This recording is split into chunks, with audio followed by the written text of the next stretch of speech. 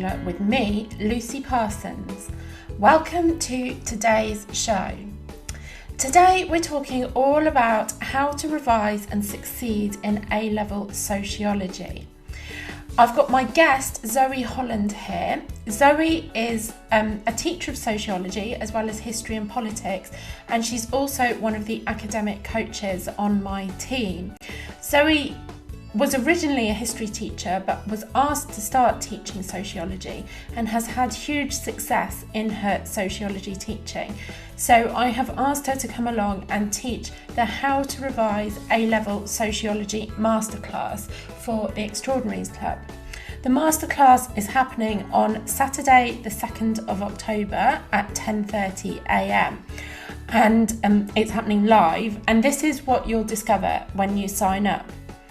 So firstly, what examiners want to see from top grade sociology students and how to give them that. How to revise A-level sociology, including choosing which bits you need to know from this content heavy subject. Writing techniques to access the highest marks, because it's often doing the wrong kind of writing that lets students down. And common mistakes A-level sociology students make and how to avoid them, as well as much more. So if you'd like to sign up for that, you'll find the link at the bottom of today's show notes, and the show notes for today's episode, where you can get a full written version of this audio. You can find those at lifemoreextraordinary.com/A-level sociology, and that's all one word, no dashes or anything. So it's A-level sociology, lifemoreextraordinary.com/A-level sociology. Okay, let's hand straight over to Zoe so you can get some of her top tips on how to revise and succeed in A-level sociology and get a bit of a preview of what you can expect from the live masterclass.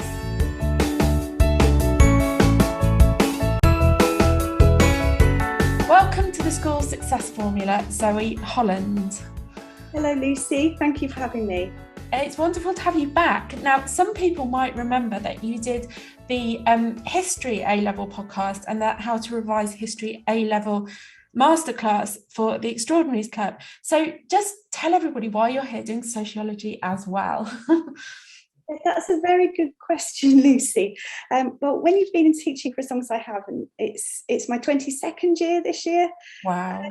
You do find that you tend to get involved in different areas of the school, and towards the latter stages of my career as head of sixth form, I was lucky enough to go into lots of lessons and have exposure to different A-level subjects, and I found that sociology was a subject which linked very well to history and to politics. And I found that it was a subject which, when I was asked to step up and would I possibly take over the sociology A-level class at the last moment because of a long-term illness, I had no hesitation in stepping in. And I absolutely loved it. And as a result, I'm still here now.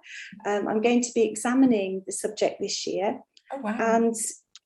And yeah, it's been a real journey, because last year over 80% of our students got between an A star and a B grade. Wow. And 100%, so every single student managed to get an A star to a C.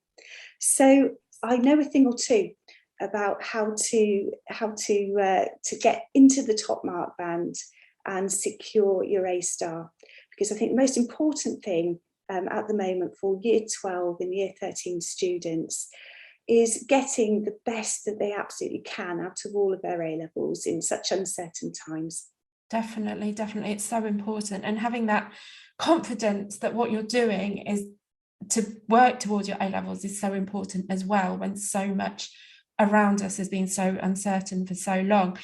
Thank you for sharing your background, Zoe. It sounds like it's been a really enjoyable kind of digression in your career. Yes. So some people have asked me recently on coaching calls in the Extraordinaries Club, what is sociology? And I've tried to explain it, but I've never properly studied it. So you tell us once and for all, what is sociology? Yes, it's one of those subjects. And when I went to school, when I was in sixth form, it simply wasn't an option for me. And it's become quite a recent phenomenon. And I was reading some statistics over the summer, which showed that sociology is surpassing the traditional subjects like history and geography in terms of popularity. And you've got to ask why that is. And that's very intriguing. The study of sociology involves the study of society, of people and their behaviour.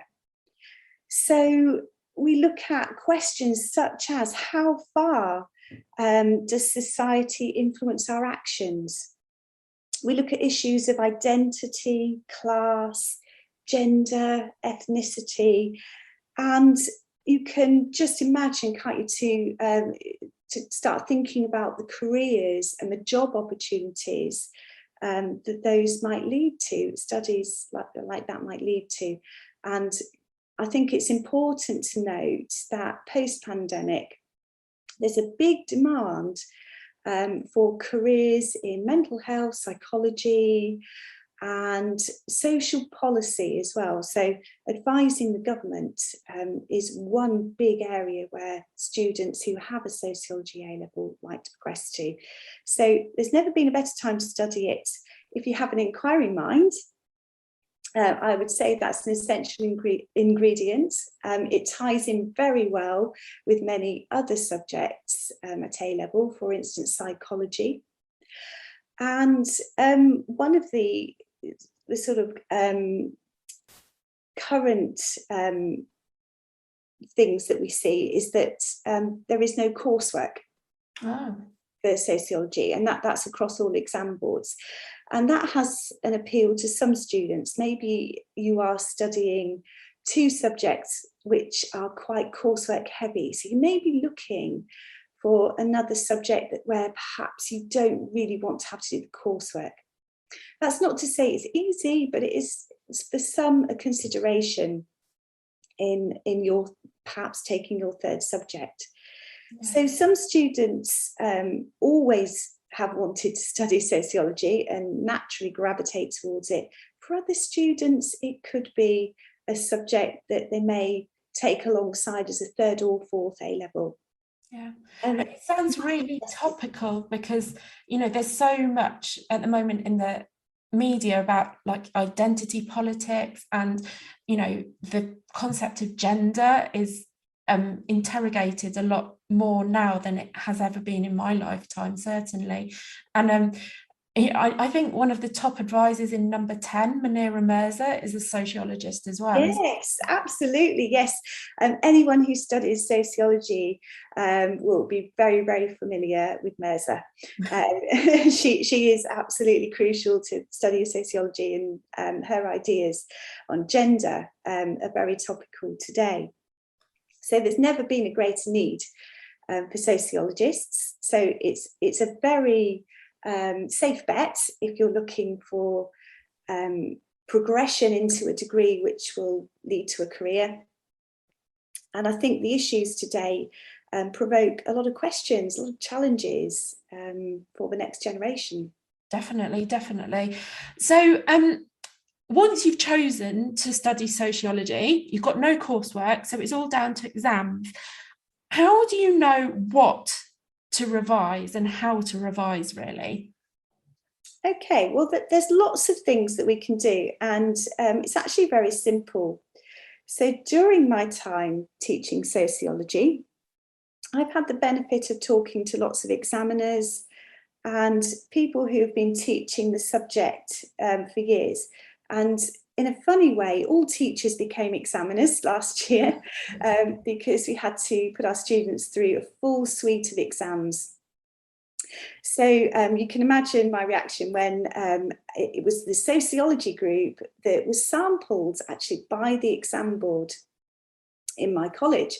So this was always something that was talked about, that certain subjects would be sampled, but it was great to hear that all the grades were upheld.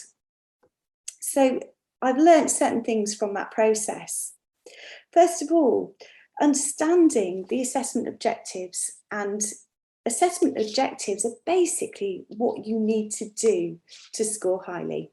Yeah, and they're often abbreviated to AO, aren't they? Yes, And yes. Each A level has a certain number. I don't think they ever have more than 4, do they? How many does sociology have? No, we have 3 AOs, and they're very simple.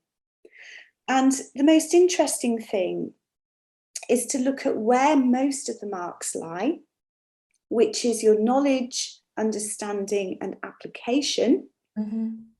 So that means understanding sociological theories, concepts, and evidence, and actually showing how they're relevant to the question that you are answering. And we'll be looking at some real examples of that in the masterclass, and I'll be showing you some exemplar answers to show you how to perfect that skill. So that's where most of the marks lie. But I would imagine that most people within the club and who would want to watch the masterclass would be really wanting to get themselves the best grade possible and looking towards the A grades and A stars. Mm-hmm, definitely. So, absolutely. So what I want to do is give those students a rapid route into knowing exactly what it is that the examiners require, what they want to see from A-star students. And that's where we get to AO3, Okay. which is all about the analysis and evaluation. So making critical points, such as the strengths and weaknesses of sociological theories, making judgments, reaching conclusions, and using sociologists effectively in your evaluations and judgments is what is going to be your passport to an A-star. So basically, when you say using sociologists effectively, that's knowing the names of the sociologists, knowing their work, knowing their theories, and being able to critically engage with that. Is that what you're saying? Yeah, that's absolutely it, Lucy. So, for example, a student might answer a question saying, for example, about Marxism. They may say, many sociologists have criticised Marxism and it has some strengths and weaknesses. So that isn't going to get beyond level 3. We've not talked about any sociologists there, and we've certainly not linked it to the question. But an A-star student maybe will go a little bit deeper with a response such as, feminists such as Greer have criticised Marxism for overlooking the importance of gender in social relationships. This means they are overlooking the complexity of social structures. So that is the difference between an A-star and a C grade. And once you know exactly what you need to do and how you need to weave those sociologists into your answers, it becomes a lot easier. And as you can see from that A-star response, just name dropping sociologists isn't really going to cut it. No, you need to be able to say a little bit more than that, don't you? The other thing that I've picked up from what you've said, and I've seen in a lot of the masterclasses that we've run in the Extraordinaries Club, is that the assessment objectives kind of layer on top of each other, don't they? So often the AO1 is that kind of basic level marks, and then the AO2 it brings you up into higher marks, and then that like AO3 that you've just mentioned for sociology gets you right up to the very, very highest marks. And they're kind of correlated with the complexity of the thinking skills, aren't they? So like at AO1, it's about knowledge and understanding, which are the most basic kind of thinking skills. And I did a podcast quite a long time ago now, but I'll link to it in the show notes today, that explains the hierarchy of thinking skills, yes, so that people can understand that. Yeah, that's a great point, Lucy. So a big example of that is every student will be familiar with, if they're doing the education unit, which I think 90% of students are, is class differences in achievement. Okay, so just taking that topic, the first thing I would expect an A-star student to demonstrate is that class is a very subjective concept, isn't it? Especially today. 100 years ago, perhaps not so. I used to ask students when we were talking about the Titanic as a way into looking at the class system, what class would you identify yourselves with? And students about 20 years ago found it a lot easier to answer that than students do today, which is interesting. But class is a massive concept in sociology, and it comes up on every single paper. So one of the things that examiners have consistently commented on in recent years is the need for students to make links between the factors when answering questions. So, for example, when we're talking about class and we're talking about educational achievement, we talk about external and internal factors being responsible for the differences between achievement by working class students and middle class students. And when we say internal, we mean what goes on inside school, external, what goes on inside the home and society. And the students which get the A grades or the B grades are the ones that talk about how the two are actually linked. So, for example, poor nutrition at home leads to a lack of concentration and poor behaviour in school, perhaps. So that's showing that you know that the two are linked. And that's your tick in the box for your AO3 evaluation, and knowing the difference between taking your answer beyond the basic. Yeah, brilliant. Thank you so much for that example. That's wonderful.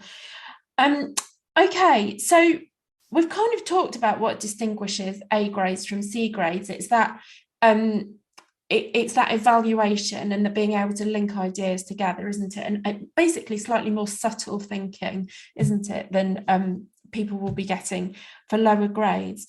So how important are personal opinions in sociology? Because I can really see the potential for those to creep in. Yes, and that's a brilliant point, because most students that take sociology tend to really enjoy it. And every topic that we study, it's one of the only subjects that you will study at A-level where everybody can bring something to the table. So, for example, we all have experience of education because we've been to school or been educated in some way. We all have experience of being in a family, no matter what that family may look like. And one of the issues that we look at in sociology is just how diverse families have become. So we can all bring something in, and that can sometimes in class, it's great to have opinions and demonstrate your views on something, and that's something that a lot of sociology teachers encourage, but we do have to try and rein that in somewhat in the exam. And I've got to say, from an examining point of view, that would lead an examiner, if you were to express your personal opinion. And when I say that, I'll give you an example in just a moment, just so I can show you the difference. But to give your personal opinion really just takes away from your answer, because you're not showing your knowledge of the sociological differences in opinion that exist. So, for example, I had a student the other day who wrote in an answer, I think Marxism is a good theory as it seems to explain everything that happens in our society. Now, that's a great example of putting your personal opinion in. What we need to do to try and grab that A star to B grade is to make sure that you understand there are different strands actually of Marxism, just as there are different strands of feminism. So, for example, we could have radical feminism, we could have Marxist feminism, we could have liberal feminism. And what we have to do is to understand that the world of sociology and getting a great grade in sociology is to demonstrate, there are different sociological theories for all of the questions that you were being asked. Brilliant. Yeah. So again, it's that subtle understanding, it's the subtle differences between the different schools of thought within sociology, and showing that you recognise and understand the differences, isn't it? Yeah. Yes. Brilliant. Okay. So I can imagine there's masses to read about sociology outside what you cover in the classroom. How important is reading around the subject outside the classroom? Well, this is a great technique, and it's overlooked by many students, but it is a surefire way of alerting an examiner to the fact that you are an A-star student. So the last 2 years have seen events which I don't think I would ever have believed would be possible in our lifetime. And it's given sociologists so much to discuss. It's opened the door to so many careers in sociology, because we don't yet know the full effects of the policies on families, on education. The list goes on, doesn't it? Mm-hmm. So it's really, really important then that that students do that reading, keep on top of what's happening, and it can just be watching the news. Yes. And that those A-star students out there that study the media topic will be instantly on the alert when I say news, because obviously we have to be careful as sociologists with the media that we consume, and all sociologists will be aware that the media is very selective, and we do have to be very careful, but we do need to keep up with our reading. So there are lots of suggestions that I'm going to make during the masterclass to get you up to speed with that extra reading, whether it's looking at websites, podcasts, and these things seriously only take a minute.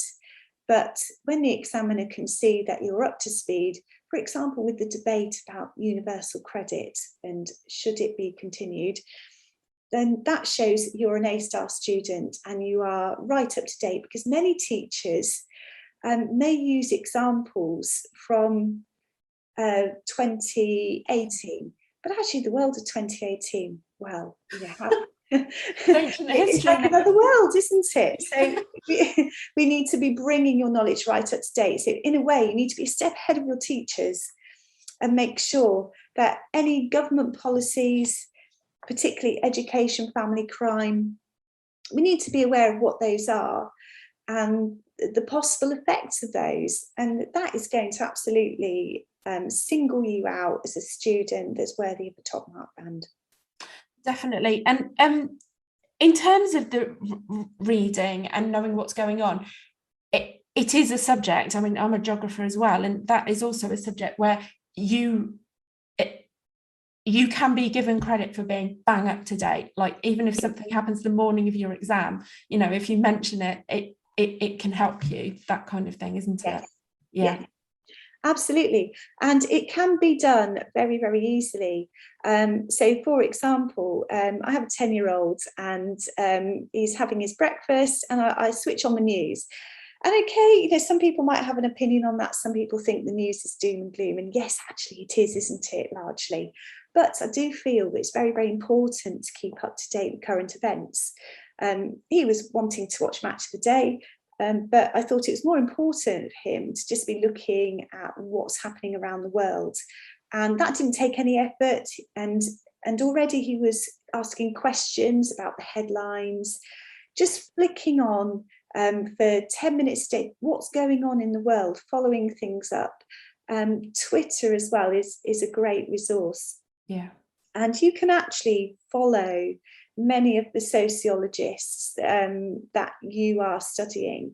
They will be very active and they will be very happy to hear from you as well. They like to help sociology students. So I know that a few of my students have had a lot of success when they've contacted sociologists and asked about opinions. There's a lot to talk about in the world at the moment. So just keeping yourself ahead of current affairs and news doesn't take long. And I would always recommend for A-level reading further. So not just flicking on the news in the morning, that's a start. But you really need to be just looking at podcasts. You need to be looking at a wide variety of media, making sure that you're not looking at the same channel. Yes. For different, and noticing differences of opinion. And if you see an opinion, think about how you could evaluate that. Yes, yeah, definitely. Yeah, it's so important when you're interacting. I always look at all the different newspaper headlines every morning on the BBC website. They show the front pages of all the different newspapers.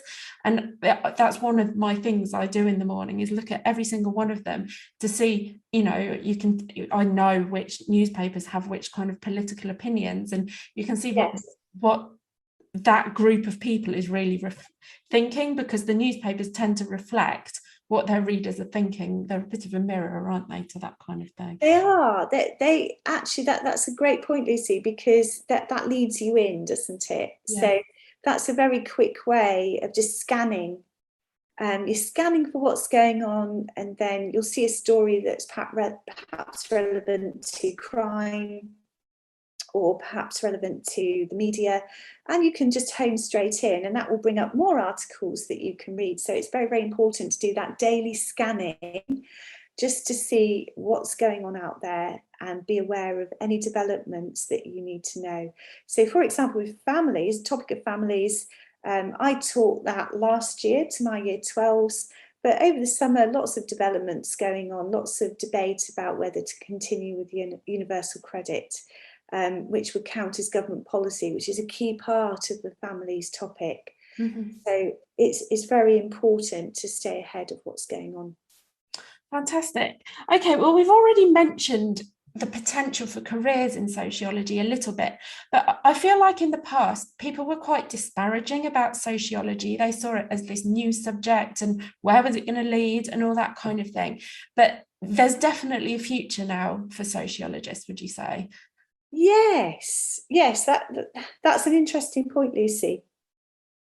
Historically, subjects like sociology weren't widely taught in schools and sixth forms. It's seen as one of the more newer recent subjects, along with perhaps you would say psychology, media, but it is gaining ground, and that's for good reason. So sociology would suit somebody that has an inquiring mind, that likes working with people, and it can open the door to a whole range of careers. And one of the things that I've noticed from all my students progressing on last year, and they all progressed into Russell Group universities. So I had some going to Durham, some Manchester, and some Leeds, one Southampton.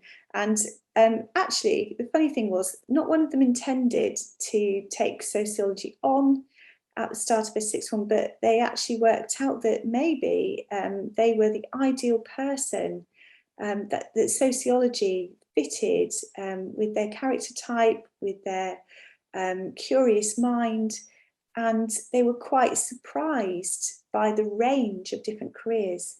So when I talk about range of careers, it can involve anything from teaching, marketing, is a particular area of interest to many students because it involves human behaviour. Higher education as well.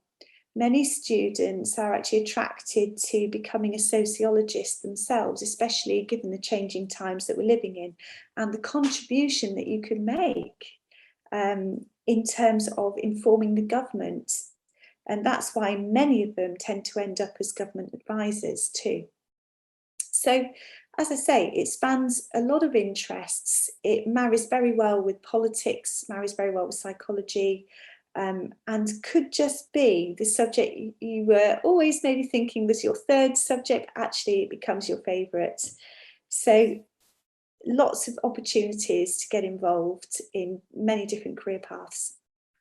Brilliant. Well, that's wonderful. So, Zoe, it's clear that you are absolutely passionate about your newfound love of sociology, and I'm really excited to see what you put in front of us in the masterclass. I have to say, your history A-Level masterclass was brilliant.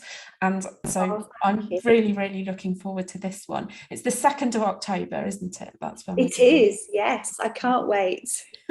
Well, thank you so much for sharing your knowledge and expertise with us here today, Zoe. And I'm looking forward to seeing you on the masterclass. Great. I'm looking forward to seeing as many of you as possible. Thanks for having me. Wasn't that a great conversation with Zoe? I thought she offered some really, really great advice to A-Level Sociology students. If you would like more help from Zoe, please remember that we have the How to Revise A-Level Sociology Masterclass on Saturday the 2nd of October 2001, and you can find the link to sign up to that in today's show notes at lifemoreextraordinary.com/A-Level Sociology. I really, really hope to see you there. Thank you so much for listening. Have a wonderful day and goodbye.